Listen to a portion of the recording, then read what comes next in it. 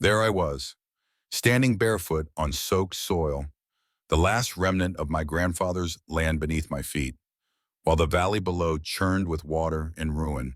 58 homes lay twisted and drowned, shingles floating like dead leaves, their white picket fences splintered into the gray waves. Breeze frame? Yeah, that's me. You're probably wondering how I ended up flooding a $1 million development that wasn't supposed to exist in the first place. But maybe the better question is, where would you draw the line when your past is buried under concrete and your memory paved over by strangers? How far would you go to make them remember? It didn't begin with war. It began with silence, a mailbox, a letter, a mistake dressed up as permission. My name's not important yet. What matters is the land, my grandfather's land. Acres of unbroken Appalachian ridges where clouds come low enough to touch, and the wind speaks in tones only old blood can understand. He used to call it high water line, a name that meant nothing to zoning committees but everything to us. The fields rolled out golden in the fall, the woods so thick they swallowed footsteps, and at the center of it all, the dam, stone and earth, patient and proud. Built not by contractors, but by a stubborn man who'd once lost everything to the river and swore it'd never happen again. It was a promise he passed to me not just in word, but in the soil itself. The will was signed, sealed, witnessed. No loopholes, no co-owners. The land and everything on it was mine. For years I lived quietly, fixed fences on Saturdays, checked the dam's pressure readings after storms. I worked in town, paid my taxes, voted when it felt like it mattered, and on clear evenings, I'd walk the dam crest, boots clicking softly over granite stones he'd placed with bare hands. It felt like stewardship, like prayer. Then came the envelope, white, embossed, Willow Ridge Homeowners Association. I frowned at the name. I didn't belong to any HOA. This wasn't a suburb. This was land that had fought for its name on county records, that had survived annexations and lawsuits long before I was born. I opened it anyway. Politeness coated every sentence like sugar over poison. According to new municipal boundary adjustments, your property now falls within the Willow Ridge Expansion Corridor and will be subject to community integration reviews. Integration, like my land, was a transfer student needing evaluation. Curiosity turned to bile when I attended the next town meeting. A man in a tailored suit, too polished for mountain air, smiled as he unveiled glossy maps and PowerPoint slides. Words like revitalization and smart growth spilled from his mouth like scripture. In blue marker, bold and unblinking, my land appeared, labeled, tagged, folded into their tidy vision of the future, like it had never belonged to a soul before. I stood, my voice cut through their projector hum. I asked them how this was possible. That's when I met her, Karen Langford, president of Willow Ridge HOA, platinum hair, steel-cold eyes, voice like chamomile hiding bleach. She tilted her head owl-like and explained, in the tone one reserves for stubborn pets, that it was all perfectly legal, a clerical error in the old maps. She said, survey corrections, nothing you need to worry about. She smiled like a knife. I walked out with a stomach full of dread. The next morning, the flags arrived, neon orange, wooden stakes stabbed into my pasture like invasion markers. Surveyors came without knocking, treading over what was still legally, righteously my land, my grandfather's land. I shouted. They shrugged, talked to the county. They said, so I did, but the county had misplaced my complaint. The clerk couldn't find the forms. The zoning board cited new guidelines. One man, an older deputy, looked me in the eye and whispered, they've got money behind them. Then he turned away. Weeks passed. Machinery came next, steel-tusked monsters ripping roads where my grandfather once taught me to ride a horse. Trees fell, fences shattered. Dirt that had never been disturbed in 100 years now bore the scars of ambition. Concrete footings were poured in tidy grids, fast and soulless.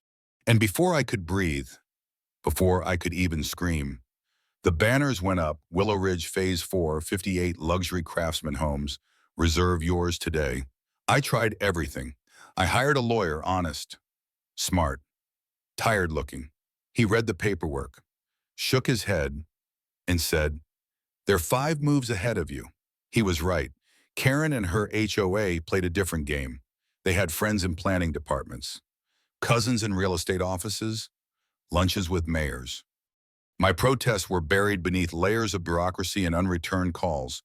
Fines began showing up in my mailbox, violations for rust on my truck, for unkempt weeds, for unauthorized signage. I hadn't put up a sign. They had a wooden stake in my yard that read Future Development Zone. No trespassing. I called the sheriff. He shrugged. Civil matter. He said, they made me the villain in my own story, a relic, a stubborn hillbilly clutching faded deeds and irrelevant history.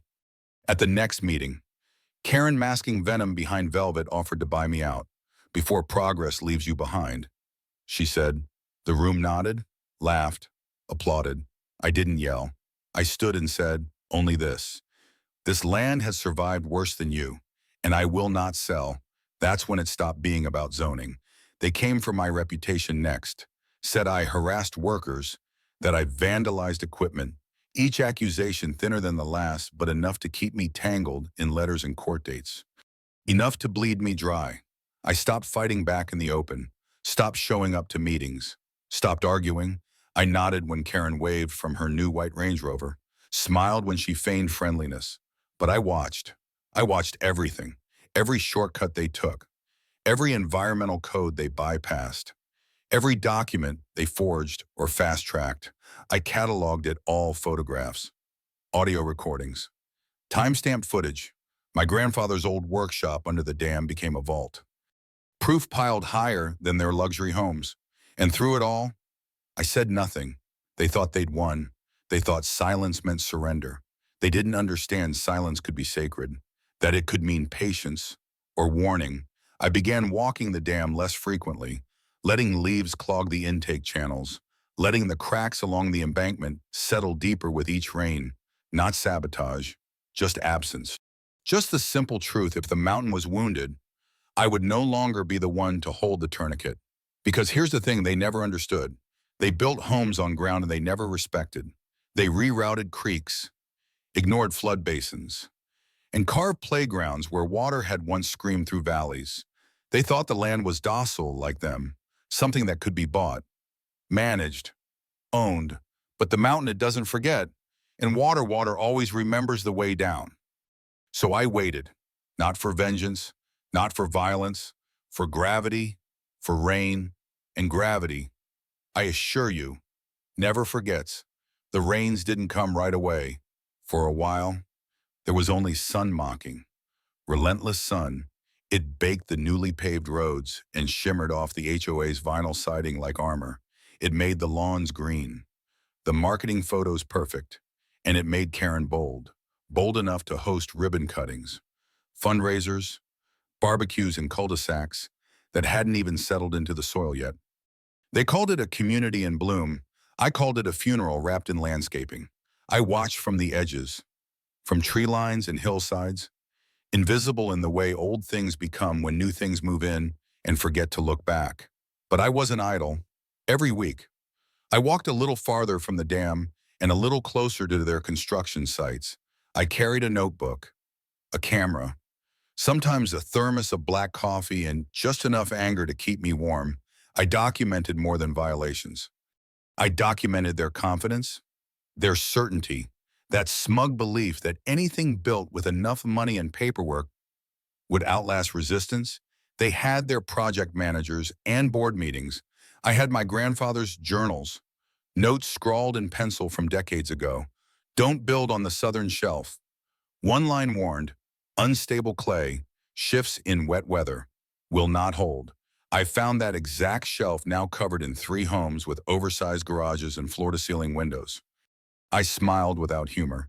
When the inspectors came, and they did come, posing for photos in reflective vests, I filmed them skipping over drainage checks, signing approvals on the hood of a truck, not even walking the full property. Karen was there for those visits. 2, her laugh high and bright as wind chimes. She called me the local color to one of them. And I heard the phrase like a slap to the face. Local color, not landowner, not steward. Just another detail in their curated story. Like a barn left for aesthetic or an old tire swing turned Instagram post. So I disappeared even further. When they started building on the lower side of the valley on the spill plain, I stopped going into town altogether. I didn't want to hear the whispers anymore. That I was a recluse, a bitter old man, a conspiracy nut. Some even said I was lucky to get free development on my land, as if that was the same as gratitude. They didn't know I still had the deeds, the topo maps, the environmental studies buried under floorboards. They didn't know I had once tried to donate the land as a conservation area and been rejected for lack of public interest. No, they only knew what Karen told them, that Willow Ridge was the future, that I was in the way. It wasn't about revenge, not then. It was about scale, about understanding what they'd unleashed. Because they weren't just building homes, they were waking something. The old dam groaned after each minor storm now, and I could hear it even in my sleep. Not a dangerous groan, not yet, but tired, resentful, like a spine bearing too much weight. I began to keep a different kind of journal, not legal, not technical, personal, pages filled with notes about shifting animal tracks, disappearing wildflowers, the way the wind changed direction around the new developments. Even the birds had flown differently that spring, nesting farther uphill. But Karen didn't see any of that. She was too busy parading developers through half-finished streets, too busy cutting backroom deals. One morning I watched as she posed in front of a bulldozer. Her Range Rover parked askew behind her like a queen's carriage. She wore white heels in a construction zone. That told me everything I needed to know. On paper, they were ahead of schedule. In reality, they were racing entropy. Their earthworks crumbled even before the final layers were compacted. Trenches collapsed, culverts clogged with their own ambition. They didn't slow down. They just rebranded problems as phases. Phase 1 setbacks, Phase 2 realignment, Phase 3 water mitigation redesign. I knew what those phases really meant. Desperation. You can't patch over hydrology with press releases, but they tried. They paved over ancient creek beds, dumped gravel in wet basins, and pretended they could teach the mountain where to send its water. One of the junior contractors, just a kid, really smoked behind the tool shed one day and muttered that the place felt cursed. I almost laughed out loud. Not cursed. Son, just waiting. And then, quietly, mercilessly, the waiting ended. The clouds came in one morning like ghosts, low, slow, full of warning. Not thunder yet, not even rain, just pressure. The kind of stillness that makes deer freeze in open fields and old men close their windows without knowing why. I stood on the porch with my thermos. The smell of dust and ozone thick in the air. A single drop of rain hit the railing, then another. Then a wall of gray descended like a curtain pulled across the valley. Their new homes looked so small from up here, so vulnerable. I watched the water beat on their brand new shingles, watched the puddles form in yards that had once been flood paths, and I knew this wasn't the storm. This was the prelude.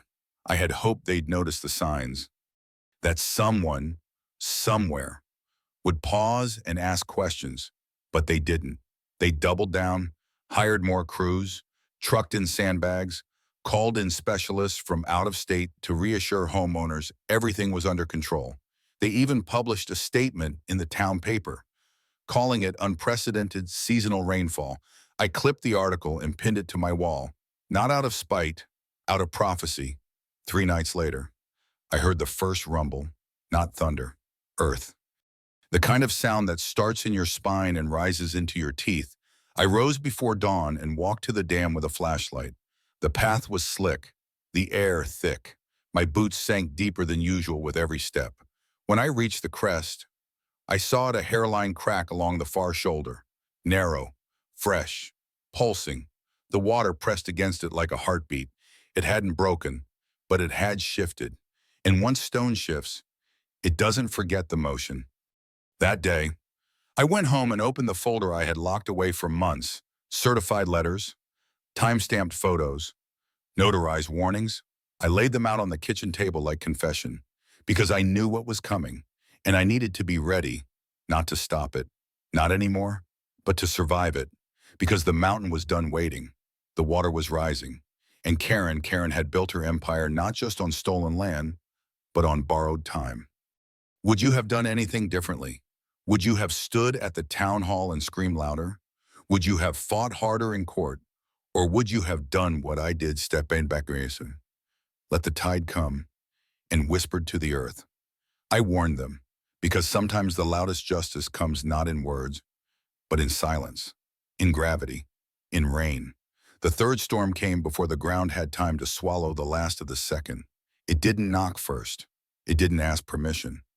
It crawled out of the mountains like a vengeful memory, slow and wide and low enough to make the horizon vanish behind walls of mist. By the time most of Willow Ridge had checked their morning weather apps, it was already too late. The soil was saturated, the retention ponds overflowed before breakfast, but still, they tried. They always try. Karen stood at the entrance to Phase 3 in a yellow slicker and heels, barking orders into a phone while her clipboard assistant tried to keep pace. Umbrella trembling. Somewhere behind her, construction crews scrambled like ants, laying gravel with shaky hands, stacking more sandbags along pathways that had already buckled from the last downpour. A pair of them used shovels to reroute runoff water back into a clogged drain. They didn't understand that the drain had already given up. Most of them didn't understand anything at all. They followed directives, not instincts, and the land doesn't speak in policy memos. It speaks in pressure, in silence, in cracks. I wasn't standing on the porch anymore. I was at the crest of the dam, hood pulled low, boots sunken ankle-deep into mud that hadn't existed there before. The grass had vanished. The spillway groaned beneath me. I could feel it, not just hear it, but feel it in the soles of my feet, in the hollow of my ribs. Something had shifted in the structure. Not a collapse, not yet, but the kind of shift you can't unshift. One side had bowed ever so slightly inward, and along the south edge where the backhoe had torn into the slope last fall, the earth had slumped like a tired shoulder. The water was licking higher than I'd ever seen it, and it wasn't slowing. What had once been runoff was now a full-bellied beast, a basin-turned belly, and its walls were tired. I took photos. Not because I needed them anymore, but because I owed the mountain its record. The warnings had been given, filed, printed, stamped. The silence that followed wasn't mine to carry. I walked the edge of the dam in the thickening rain, boots dragging through soil that no longer gripped. I didn't patch the shoulder. I didn't clear the spill channel. I didn't pick up the branches that choked the drain. Not anymore. Not after they built playgrounds on floodplains. Not after Karen claimed the dam was a scenic relic and removed it from all HOA literature. I once overheard her telling a couple from Chicago that the retention system was all new, that the valley had been engineered for modern drainage. Engineered, as if the trees, the creeks, the layered strata of stone and clay were nothing but Lego bricks she could snap into place. I remember staring at her as she said it, from behind a tree line, feeling nothing but awe at the audacity of someone so certain they could tame what they did not respect. By afternoon, the storm hit full. The wind howled down the gorge, flattening cattails and scattering the first layer of fencing from a half-finished house near the ridge. I watched from the tree line as the homeowners emerged one by one, phones out, some filming, some calling, all of them confused. The sidewalks cracked like eggshells under the weight of water that had nowhere left to go. The topsoil rolled in thick sheets down the cul-de-sacs, forming rivers of mulch and ruin that wrapped around trash bins and garden gnomes like warning tape. And through it all, Karen kept talking, kept gesturing, kept pretending there was still time. Her voice carried in the wind. I heard phrases like emergency contractor and temporary setback. I saw her wave off a concerned mother clutching two small children under a blanket. I saw her point at the sky like it owed her an apology. And then I heard it, a sound I hadn't heard since I was a child. A deep, bone-dragging snap from beneath the hill. The kind of noise that sounds like the earth yawning its last resistance. I ran, not toward the dam, away, toward elevation. Toward the old fire tower that hadn't been used since the 70s, but still stood like a lone sentinel above the tree line. I climbed as the wind tried to rip the ladder from my hands. Halfway up, I looked back. The dam did not explode. It sighed, a long, low exhale that shuddered through the mountain's spine, then a shiver, then a tear. The water didn't burst. It surged, pushed, reclaimed. It wasn't destruction, it was memory, memory with weight, with speed. The homes below never stood a chance. The water carved through Willow Ridge with surgical precision, tracing the old flood paths my grandfather once marked in red ink. Foundations split like rotted fruit, porches vanished, cars floated like forgotten toys, trees, torn from decades of soil, spun in the current like drifting corpses.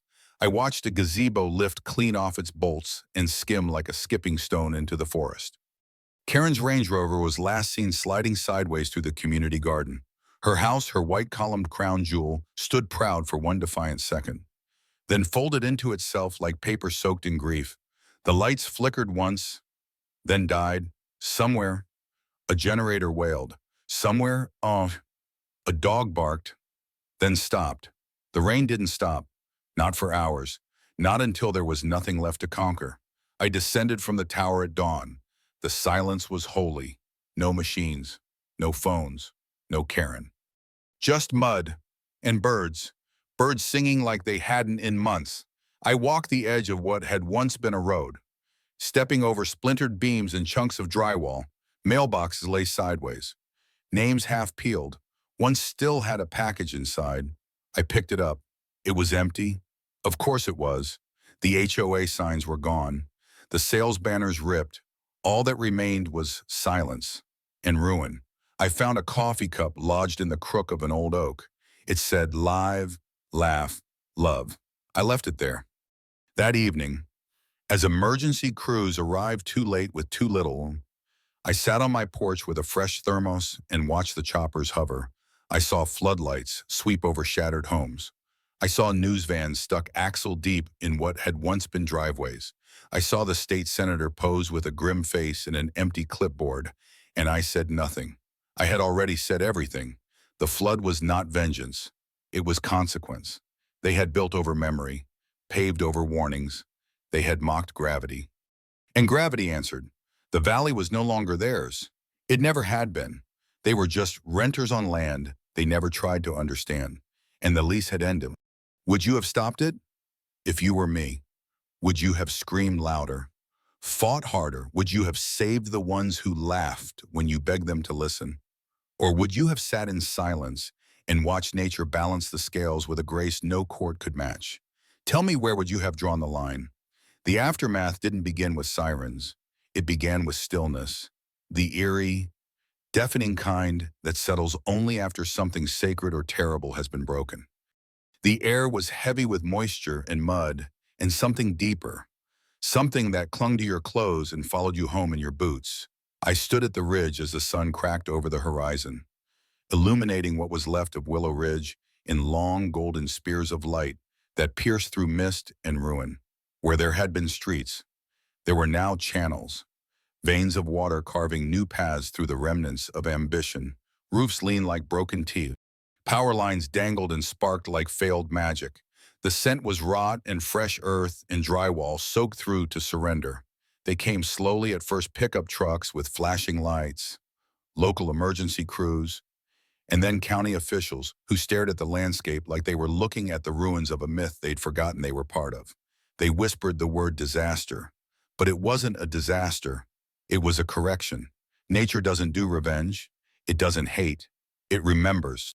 I watched them wade through shin-deep water with clipboards held high and boots that sank faster than they could step. Some tried to take photos, others just stared. The firefighters were the first to act with purpose, marking off unstable areas and checking for survivors. They didn't find many. Most of the homes had been empty when the dam finally gave, still under construction or just recently sold, awaiting the arrival of families who now had nothing to move into but wet wood and shattered glass. Karen wasn't among the early arrivals. She showed up near noon, chauffeured in a borrowed county vehicle since her Range Rover had been swallowed by the storm and left resting against a fallen oak. Her makeup was gone. Her hair clung to her cheeks in damp, trembling strands. She wore a look I had never seen on her face before. Not anger, not control, not even fear. She looked hollow, like someone who had gambled her soul and finally understood what she'd lost. She stepped out into the mud in heels, not new ones she must have fished from the back of a closet. Draped and worn and wildly inappropriate, her assistant followed behind, still clutching the now useless binder filled with zoning maps and homeowner directories. Karen tried to give a statement to the first reporters she saw. It didn't go well. Her voice cracked, then vanished. The camera didn't blink. The reporter didn't blink. Nobody saved her. The microphones didn't ask polite questions. They wanted blame. They wanted blood. And for the first time, Karen Langford had no script, no board behind her, no HOA to prop her up, just the sound of water dripping from the twisted remains of her dream. Over the next few days, the headlines multiplied. Luxury development, drowned in negligence. County knew of dam risks, did nothing. Environmental ignorance blamed for catastrophe. They were relentless. News vans lined the county highway. Drones buzzed over the valley like metal vultures. Insurance companies arrived wearing sharp suits and practiced sympathy. But they didn't come to pay. They came to document denials. I watched them open files with my own warnings inside, stamped, dated, ignored. One of them turned to me and said, almost casually, "You were thorough." I didn't answer. What was left to say, Karen tried to deflect. At first, she blamed the weather, then the engineers, then the contractors, then, finally, the land itself, as if the mountain had conspired against her, as if water was political. She filed a lawsuit against the county within a week, claiming she'd been misled. It was dismissed in 3. She tried to sue the builder. He filed for bankruptcy before her papers reached the courthouse. By month's end, the HOA was functionally dissolved. The members scattered like leaves in a windstorm, some retreating to nearby cities, others vanishing entirely. I heard rumors that 2 of them fled the state. One tried to bribe a code inspector to erase signatures. Another turned state's witness. The Attorney General launched a formal investigation within 30 days. That's when the real story started to surface. Not just the illegal easements or the fraudulent rezoning requests, but the kickbacks, the unfiled environmental reports, the forged geological surveys. Karen's name was on every one of them. Not always on the signature line, but in the emails, in the memos, in the photos taken at campaign fundraisers with zoning board members who swore they'd never met her. The documents I had saved for years, once dismissed as the ramblings of a bitter landowner, now formed the spine of a criminal case. They called it one of the worst abuses of municipal power in the region's history. I didn't testify publicly. I didn't need to. The paper trail was loud enough. I watched it all unfold from my porch. Coffee in hand, boots muddy, heart slow. I should have felt triumphant. I didn't. It wasn't justice. It wasn't peace. It was the cold relief of knowing you weren't crazy after all. The world really had been tilted. And now at last it was leveling itself. Karen's assets were seized. Her home condemned. The county revoked her real estate license. She gave one final interview to a local paper. Her voice flat, her face pale. She said, "I just wanted to build something beautiful. But beauty without wisdom is a curse, and ambition without humility is a weapon." They asked where she'd go next. She didn't answer. The paper said she moved in with a cousin in another county, that she works part-time answering phones for a dentist, that she walks to work in sneakers and never talks about Willow Ridge. The development itself was declared unsafe, unsalvageable. The state offered buyouts to the last handful of buyers who had signed contracts but never moved in. Most accepted. A few tried to fight. They didn't win. You can't build lawsuits on water. You can't build anything on what doesn't want you. And this land had already chosen who it remembered. I waited. I waited until the headlines moved on, until the vans left, until the valley fell quiet again. And then I walked the perimeter of what used to be their kingdom. There were no fences left, no HOA patrols, just wreckage and wind and the slow, quiet breath of a mountain unburdened. I felt something I hadn't felt in a long time, possibility. I returned to the county office with a stack of forms, petitioned for adverse possession on the parcels that had been abandoned, that no one had the strength or money to claim. No one showed up to challenge it, not one soul. Within a year, the land was mine again, not stolen, not taken back, simply returned, piece by piece, acre by acre, not through vengeance, but through survival, through patience, through time. I didn't celebrate. I rebuilt. I began with the dam, not the old dam, not as it was. I reinforced it with concrete and stone, consulted old records, brought in the last few men in town who remembered the original build. We worked without ceremony, without press, without HOA oversight. The new dam was quiet, steady, honest. Then came the land. I let the grass grow back wild where the cul-de-sacs had cracked, let the deer return, let the creeks find their own path again. I didn't plant fences. I planted trees. I didn't pour foundations. I poured gravel paths that bent with the land, not against it. On the final morning of that first autumn, I raised a cedar sign at the edge of the old road, carved by hand. It said, High Water Acres. Below that, in smaller letters, we respect the land here. I stepped back, looked at it, and smiled not because it was over, but because something better had begun. The land had always been patient. Now it had been heard. The first sunrise over the reclaimed valley came slowly, without fanfare. It wasn't dramatic. It didn't split the sky open or set the world on fire. It simply arrived, soft and sure, peeling back the mist like an old friend returning without apology. I stood at the crest of the new dam, boots firm on fresh-poured stone, thermos in hand, and watched the light pour across the land like gold spilled from the hands of the earth itself. Below me, the fields were no longer checkerboarded with development lots or scarred by machinery. They had begun to breathe again, like lungs that had been held underwater for too long. The creeks had carved new roots, winding around the roots of young trees and filling the old gullies the mountain remembered. Wild grasses grew where once there had been patios. Herons picked through shallow ponds that had once been sold as eco-friendly water features. There were no fences anymore, no mailboxes, no names stapled to the earth in brass letters and entitlement, just land, open, remembering. I didn't plan a ceremony. I didn't invite anyone. The sign I had placed at the road High Water Acres wasn't for show. It wasn't a rebranding or a comeback. It was a declaration, not to people, but to the land itself. We are here, and we are listening. A few weeks after the sun returned with regularity, so did the animals. Deer tracks appeared near the creek beds. Coyotes called to each other from ridge lines that had been silent for years. Even a bear passed through once, lumbering across the broken remains of a former street sign that still read Bluebird Lane. The irony made me chuckle. There hadn't been a bird within a mile of that subdivision during its construction. Now the sky was full of them. Blue jays, finches, hawks.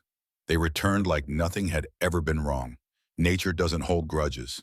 It just waits for its turn. I spent my mornings walking the perimeter. Sometimes I carried tools and axe, a rake, a coil of wire. Other days I carried nothing at all, just my memories and the echo of my grandfather's footsteps in the back of my mind. I'd hear him sometimes, not as a ghost, but as a presence. In the crunch of gravel under boot, in the way the wind shifted around the ridge. He'd warned me, once, that people would always try to take what they didn't understand, that land without memory was just dirt, but land with memory, that was power, not the kind you wield, but the kind you earn.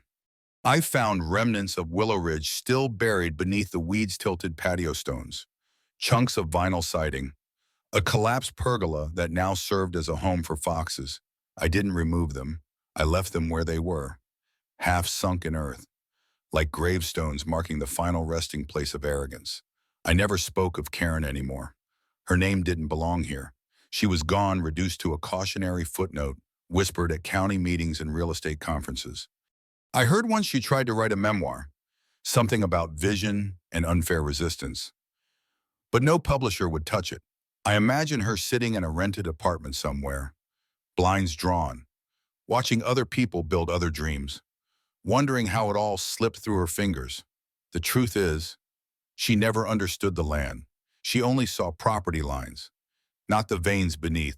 She saw value in dollars, not in deer trails or the sound of water sliding over stone. That was her undoing. That and her refusal to listen. Listening had become my daily ritual, not just to birds or wind, but to silence. The kind of silence that settles only on land that has been allowed to rest. I'd sit for hours beneath a sycamore tree, letting the stillness wash over me until I felt less like a man and more like a shadow of the place itself. I didn't need noise anymore.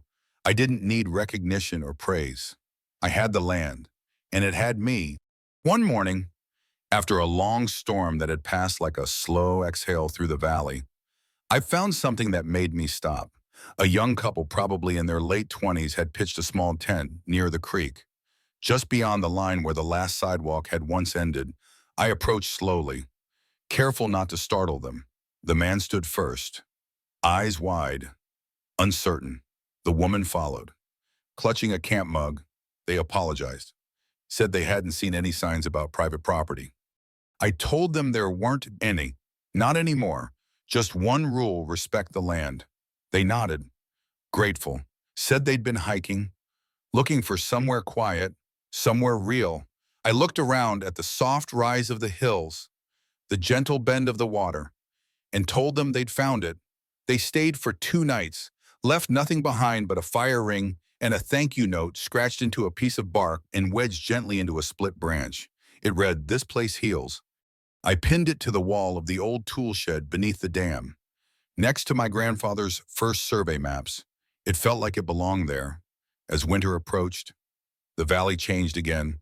The leaves turned first burnt gold, blood red, amber so rich it felt like velvet. The grasses grew tall and brittle, rustling like whispers as I passed. The water ran slower, deeper.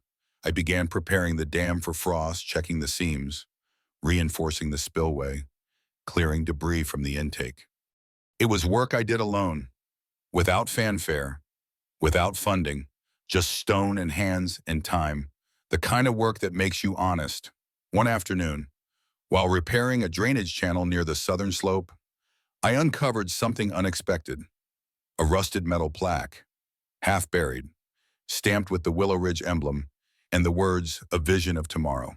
I sat there, mud on my hands, and stared at it for a long time. Then I placed it back in the earth and covered it with stone, not out of anger. Out of mercy. Let the future they tried to build stay buried. Let this place become something older, something truer. I kept rebuilding, not just structures, but memory. I invited the local school to bring kids out once a year for nature walks. I let the Forestry Service conduct research on the wetland lands returning to the area. I didn't seek headlines. I just opened the gate and stepped aside. By the third spring, wildflowers blanketed the hills in colors I hadn't seen since I was a boy. The soil had healed, the creeks fructifying, and for the first time in decades, the mountain felt content, not finished, but at peace. I sat at the dam every morning, rain or shine, coffee in hand, listening, watching, waiting, not for disaster, but for life, because the land doesn't need us to shape it. It needs us to remember it, to protect it, to know when to walk lightly and when to stand firm. I thought of my grandfather then, of his hands, thick with calluses, shaping the valley one stone at a time, of his eyes, weathered but clear, of his voice, telling me when I was just a boy, "This land will test you, and if you love it, it'll test you harder." He was right. It had tested me with fire and flood and silence and noise, and I had stayed. I had listened. I had endured. I stood and looked across high water, acres as the sun rose higher, burning away the last of the morning mist. And I realized, in that quiet, golden moment, that this wasn't just a story of revenge. It was a story of return, of redemption, of land that refused to forget, of memory that became law when law had failed. I raised my thermos to the sky, to the mountain, to the past, and smiled. Not because it was over, but because now, finally, something real could begin.